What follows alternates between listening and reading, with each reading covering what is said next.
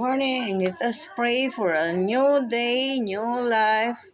Thank you, Lord, for this wonderful day. Give us strength and power to do what's right according to your will. In Jesus' name, amen. Thank you for the life. Thank you for the everything. Let's say, test our blood sugar before anything else. Before eating, before drinking, let's say.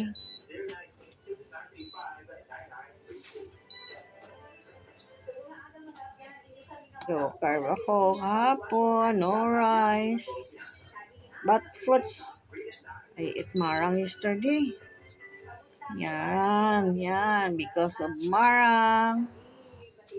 Mura lang ang marang ngayon eh.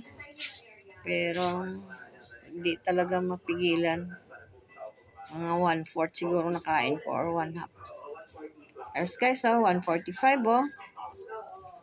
Because of marang. Thank you, Lord. Wonderful day. In Jesus' name, amen.